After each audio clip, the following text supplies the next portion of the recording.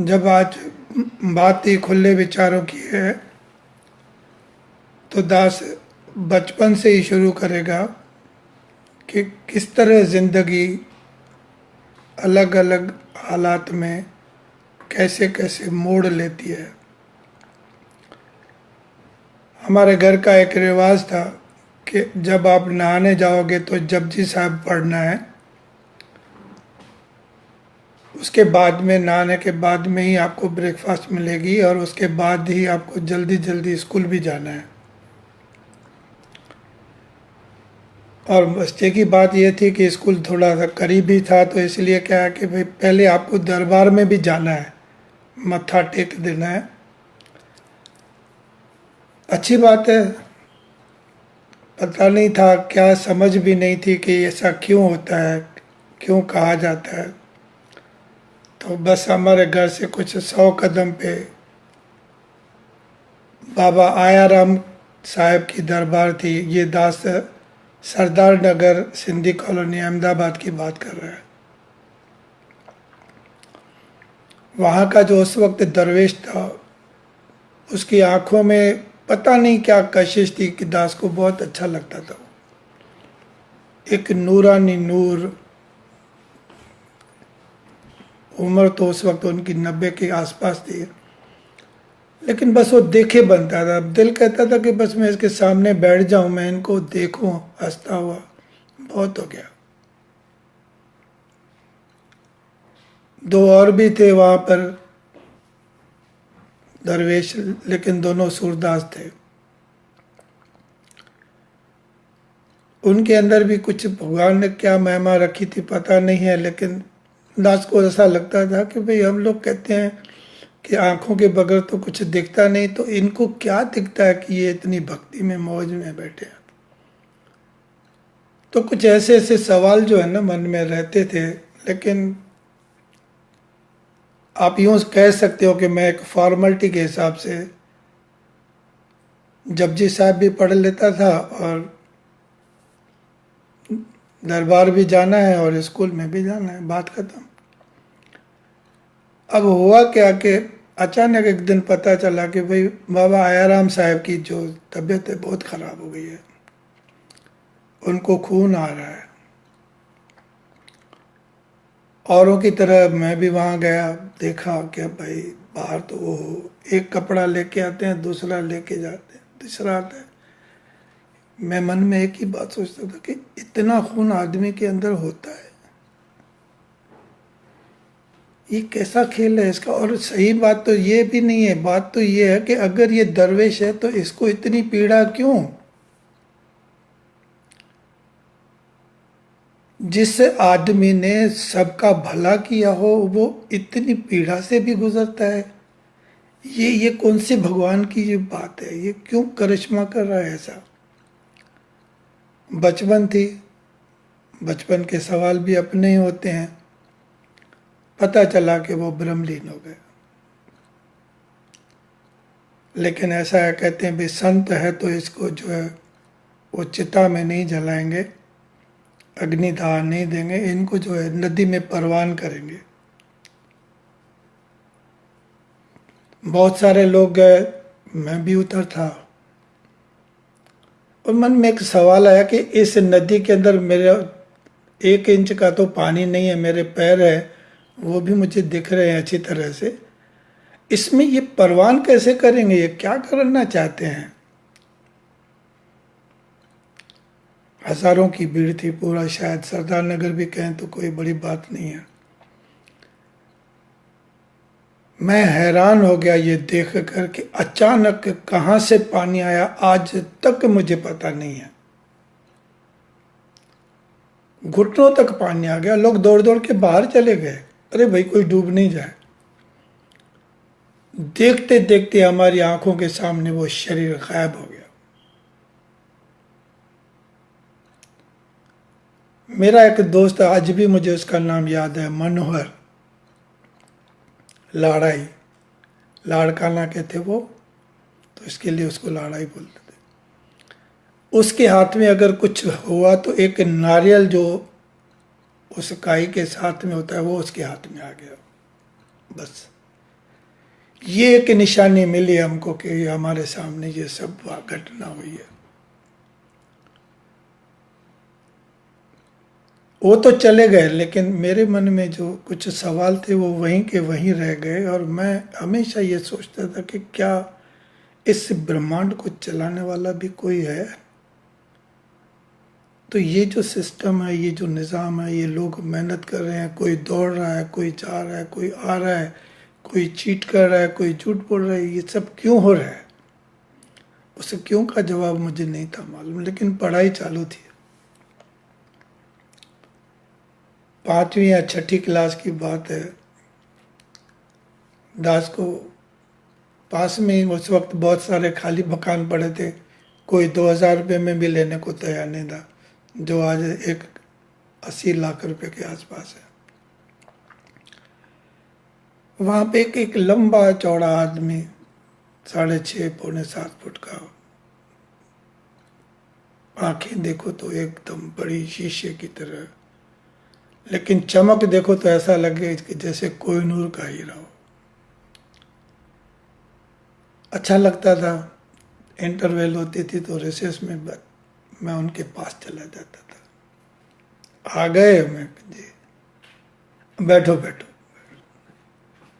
2-4 minute 10 minute जब interval पूरी होती तो फिर मैं कहता अच्छा मैं जा रहा हूँ।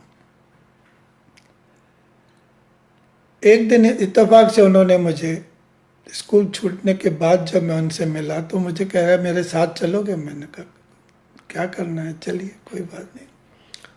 तो वहाँ आंबावड़ी नाम की एक जगह है सरदार नगर के पास में, बहुत आमों के पेड़ हैं वहाँ, आम के, इसके लिए उसको आंबावाड़ी बोलते हैं। देखा मैंने छोटी छोटी वो लकड़ियाँ उठा रहे हैं, लकड़ियाँ उठाई, उन सब लकड़ियों को घर पे ले आए। तो मैंने कहा घर में तो है ही कुछ नहीं, क्या करेंगे इस लकड़ी का? 3 जो ईंट है उनके बीच में वो लकड़ियाँ जलाई, ऊपर तपेली थी एल्यूमिनियम की, उसमें पानी डाल दिया, चाय डाली, वो डाल दिया, फिल्टर विल्टर कोई चीज़ है ही नहीं उनके पास। चाय बना के सिर्फ इतना ही कहा, लो तुम भी पियो। आज नहीं याद कैसे कहूँ कि कब की बात है ये, शायद 54-55 की बात है, ज़्यादा होगी बख्श लेना, करीब 58 की बात है। खैर, वो चाय पीने के बाद में जो मेरे अंदर कुछ परिवर्तन आया उस वक्त, वो मैं समझ नहीं पाया, लेकिन मुझे इतना फील हो रहा था कि कुछ अलग हो रहा है, कुछ चेंज आ रही है मेरी बॉडी में, मेरे वाइब्रेशन में, जिसको मैं आज वाइब्रेशन कहता हूँ। उस वक्त तो मैं उसको समझता कि ये कंपन हो रही है मेरे शरीर में। अब जो सच है वो तो सच है, उससे कोई इनकार भी नहीं कर सकते कि भाई ऐसा नहीं है, लेकिन उसका मुझे धीरे धीरे एहसास होने लगा कि ये इनकी रहमत है, ये मुझे कुछ देना चाहते हैं, मुझे आगे का कुछ रास्ता बताना चाहते हैं, समझाना चाहते हैं, या उसका मुझे एहसास कराने की कोशिश कर रहे हैं। अब इस तरह से जो है वो थोड़ी सी चेंज हुई, थोड़ा सा परिवर्तन हुआ ज़िंदगी में। हमारे घर पे जो है वेद मंदिर के जो उस वक्त स्वामी गंगेश्वरानंद जी थे, वो भी हमारे घर अक्सर आया करते थे। पिताजी की बड़ी पहुंच थी उस ज़माने में, तो वैसे भी दातार की कृपा से ये सब हो रहा था। उन्होंने भी जो है वो उनके लिए खीर बनाई, तो उन्होंने जो है खीर का कटोरा मेरे हाथ में थमा दिया कि आप पियो। मैं नहीं जानता हूँ कि ये सब क्यों हो रहा था, क्या लॉजिक था, क्या तर्क था, लेकिन मैं आपको एक बात बता सकता हूँ, आज जो मैं फील करता हूँ, ये परमात्मा ने पहले से ही आपकी ज़िंदगी की प्री प्लानिंग करके एक कैसेट बना दी है। जब जब कुछ दृश्य चेंज हो रहे हैं तो हमको ऐसा लगता है कि मेरी जिंदगी में ये कुछ नया बन रहा है, लेकिन नहीं, कुछ भी नया नहीं है। बनी बनाई बन रही, अब कुछ बननी ना है। और आगे यूं भी कहा है कि जो तुध भावे साई भलीकार, तू सदा सलामत निरंकार। इसने पहले से ही सब कुछ तय करके रखा हुआ है। अब आप कहोगे कि ऐसे कैसे? आप मुझे बताइए कि अगर आपको सोने के जेवर बनाने हैं तो आप क्या मिट्टी से बनाएंगे, चांदी से बनाएंगे, एल्यूमिनियम से बनाएंगे, पीतल से बनाएंगे, कॉपर से बनाएंगे? कम से कम आपको बेसिक तो सोने की चाहिए ही चाहिए। अलंकार कोई भी बना सकता है, कोई भी रूप हो, कोई बड़ी बात नहीं है, लेकिन बेसिक जो है वो गोल्ड होना चाहिए। ये एक अजीब करिश्मा है इस निरंकार का, और ये जो कुछ कर रहा है वो इसकी अपनी एक अलग सिस्टम है, अलग एक निज़ाम है इसका। वो आपको उस जगह पे लाके खड़ा कर देगा जहां से आपको आगे जाना है। सिचुएशन बदलती रही, लेकिन मुझे वो धुन जो है वो धुन बड़ी अच्छी लगी। संगतों की जगह तो थी नहीं उस वक्त, तो दास निरंकारी नहीं था, लेकिन आज इस दरबार में 3 दिन की मेला है, सत्संग है, उधर जाना है। आज कुबेर नगर में हो रहा है, आज उधर हो रहा है, आज मास्टर चंद्र आ रहा है, आज जो है वो हमारे सूफी जी आज़ाद आ रहे हैं, आज़ाद सूफी, और आज वो आ रहे हैं, आज जो है बहुत बड़े परमानंद जी संत आ रहे हैं। तो बड़ा अच्छा लगता था, पता नहीं क्यों, लेकिन उस वक्त भी यही मन में बात रहती थी कि यार कुछ तो है, गाव हो रहा है, नाच हो रहा है, झूम हो रहा है, और मैं आनंद मुक्त बना रहा हूँ, ऐसी क्या बात है? ये जो विचार मन में आते रहते थे वो शायद एक, जिसको आप सर्च कह सकते हैं आज के ज़माने में, लेकिन सर्च जो है वो सर्च जो है वो एग्जैक्टली रिसर्च है। इसीलिए ही शायद गुरसिक को खोजक कहा गया है, जिज्ञासु कहा गया है। ये जो जीवन की यात्रा है उसके अंदर वो अपना एक अलग तरीका, अलग लकीर लेके आगे चलता है। हाँ, ये भी अच्छी बात है कि हमारे घर में श्रीमद् भगवत गीता भी थी, तो अक्सर हम पढ़ते रहते, और ये महात्म सुनने में मुझे बड़ा अच्छा लगता था। फिर धीरे धीरे समझ आने लगी कि भाई सांख्य योग क्या है, कर्म योग क्या है, समर्पण क्या है। सुना है, देखा तो नहीं। कहते हैं कि भाई अमेरिका इसमें लंदन के अंदर मेन गेट पे लिखा हुआ है कि हे अर्जुना, तू कर्म कर, फल की इच्छा मुझ पे छोड़ दे। कितना सही है, लेकिन ये बात जो है वो भी मेरे मन में एक सवाल पैदा करती थी कि कर्म मैं करूंगा, लेकिन फिर फल की इच्छा जो है वो मुझे नहीं करनी है, कोई और करेगा, कोई और मुझे फल देगा। ऐसा क्यों है? और बख्श देना, दास अपने दिल की बात आपके साथ शेयर कर रहा है। कहते हैं कि एक ज़माना था जब हम लोग ये कहते थे कि सब संत हैं, जब तक पता न चले ये ठग है कोई। वक्त ने अपनी करवट ली, उसमें किसी का कसूर भी नहीं है। आज ये वक्त आ गया कि सब ठग हैं, जब तक पता न चले कि ये संत है। तो पता नहीं, मन में एक ऐसी भाव पैदा होते थे मेरे कि क्या ये ज़रूरी है कि मैं ये बात मान लूँ कि जो इसमें लिखा है वो सही है, क्योंकि मुझे तो कोई अनुभव नहीं है, मैंने तो कुछ देखा नहीं है, तो मैं इस बात को क्यों मान लूँ? और रही बात आर्ग्यूमेंट और लॉजिक की, तो हम तो वैसे भी 3 दोस्त थे बचपन के। आज नाम भी मैं बता देता हूँ आपको। एक घनश्याम ईसरानी था, एक किशोर नानकानी था, एक दास था। एयरपोर्ट पे हम बैठे रहते, तो हमारा एक बात करने का भी जरिया अलग ही था कि हम कोई भी एक टॉपिक लेंगे जिसके फेवर में एक आदमी होगा, उसके अगेंस्ट में 2 जाएंगे, और उस हर बात को वो लाइक करने की, अप्रिशिएट करने की कोशिश करेगा, हम लोग उसको कंडेम करने की कोशिश करेंगे। शायद ये भी मंथन था एक, जिससे ज़िंदगी में ये मुझे समझ में आया कि सच तक कैसे पहुंचा जा सकता है। इम्पोर्टेंट जो बात मैंने सीखी वहां से वो ये थी, कोई कुछ भी कहे तो क्या फर्क पड़ता है, लेकिन जब तक मैंने नहीं उसको रियलाइज किया, जब तक मैंने उसको नहीं समझा, तो मेरे लिए वो बेकार की बात है।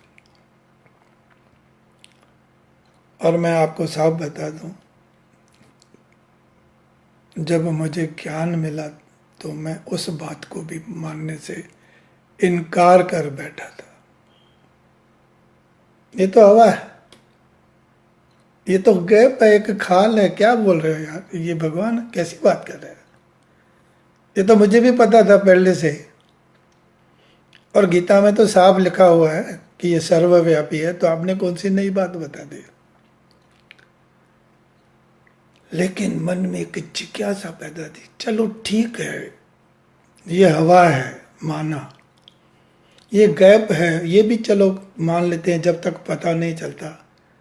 ये इतने सारे दीवाने क्यों हैं, सब काम काज छोड़ के यहाँ पे क्यों आ जाते हैं। इनमें ऐसी क्या बात है कि ये आदमी एक आदमी के आगे सर झुका के खड़े हो जाते हैं। तो मैं आपसे एक ही बात कहूँ कि मुझे अब याद आ रहा है, कहते हैं कि किसी आदमी ने एक दरवेश से पूछा कि तुम इतने और इस हालत में कैसे पहुंचे। उसने कहा कि मैं अपनी गलतियों से ही आ गया, मेरे में कोई गुण था ही नहीं, मैं गलतियां करता गया करता गया करता गया, मुझे रियलाइज हुआ कि ये गलत है, तो मैं एक ही बात मैंने फाइनल कर ली कि ये गलती मैं दूसरी बार नहीं करूंगा। चलो अच्छी बात है, लेकिन एक अनुभव से जो ये पता चलता है ना, तब क्या होता है वो दास आपके सामने रखता है। फिर आपकी जो अंदर एक विशालता पैदा होती है वो अलग हो जाती है।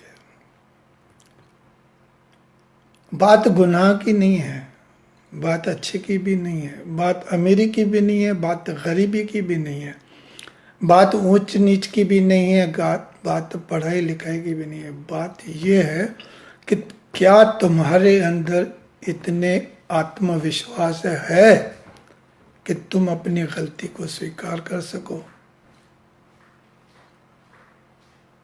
क्या तुम्हारे अंदर वो शक्ति, वो बल है कि उसे गलती को न दोहराने की कसम खा सको।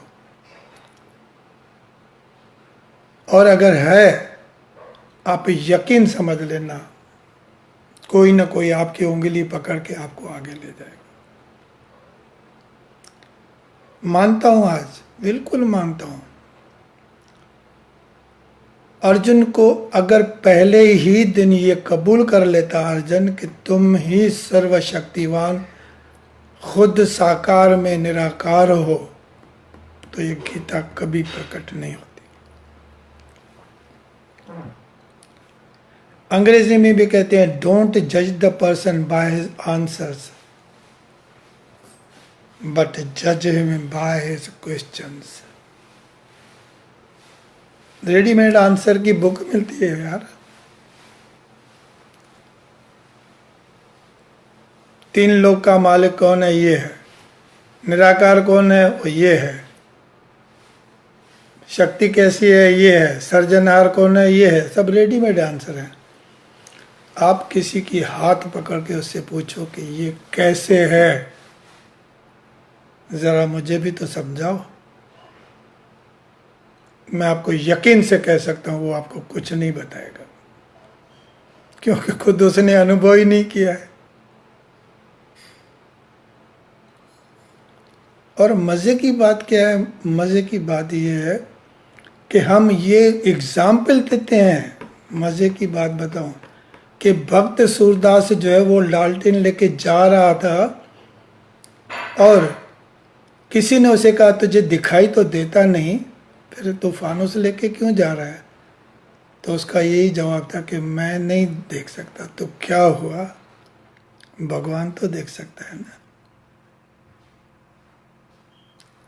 अब हैरानी की बात क्या है, हम उनको बार बार एग्जाम्पल तो यही देते हैं, लेकिन फिर हम ये भी कहना नहीं भूलते कि तुझे समझ नहीं आ रहा है। अरे नहीं आ रहा है तो नहीं आ रहा है, निरंकार को तो समझ आ गई ना कि ये मेरे चाहने वालों में से एक है जो मुझे तलाश कर रहा है, मुझे ढूंढ रहा है। चलो ये कोई बात नहीं, अगर इसको ये कोई चिल्ला रहा है, कोई इसका हाथ पकड़ने वाला नहीं है, चलो मैं इसका हाथ पकड़ लेता हूँ। ये विश्वास हमारे अंदर कब पैदा होगा? अब मैं सिर्फ 2 मिनट के अंदर ही आपके विचार लूँगा कि हम लोग जो है वो आँखों पे रुमाल बांध के एक खेल खेलते हैं।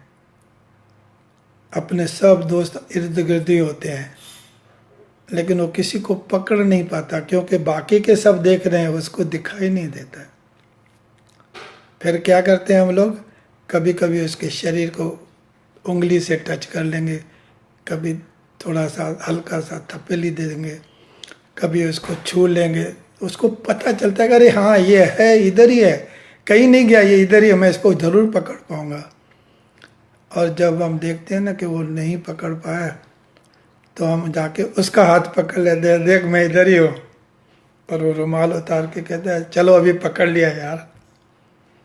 आपको नहीं लगता कि ये खेल हमारे साथ निरंकार भी खेल रहा है? कहाँ उसने आपको छोड़ा है, वो तो 24 घंटे है आपके साथ छुपा छुपी का खेल खेल रहा है। हमारे आंखों पे जो अगर अज्ञानता की, कभी माया की, कभी मोह की, कभी दुनवी बातों की, कभी अहंकार की पट्टी ना हो ना, तो हमारे सामने ही खड़ा है। लेकिन दिखे कैसे? जब वो पट्टी उतारे तब ना। आज जरूरत है उस पट्टी को उतारने की। भगवान कहाँ गुम हो गया था? खोए तो हम हैं यार, और ढूंढते भगवान को हैं। ऐसी तो कुछ कुछ बातें जो है दास आपके साथ यकीनन शेयर करता रहेगा, लेकिन मैं आपको इतना यकीन से कह सकता हूँ, आपको एक बहुत ही खूबसूरत आकार देना चाहता है ये रब, क्योंकि आप उसके अनमोल हीरे हैं। वो तराशना चाहता है आपको, वो आपके अंदर कुछ ऐसा भरना चाहता है कि दुनिया कहे कि क्या कमाल का हीरा है, इसका कलाकार कैसा होगा। क्योंकि उस रब को भी ये चाहिए कि तेरे माध्यम से मुझे कोई पहचाने। दातार सब पे कृपा करे। वक्त अपनी मर्यादा में है, बातें अपनी जगह पे हैं। चलो फिर कभी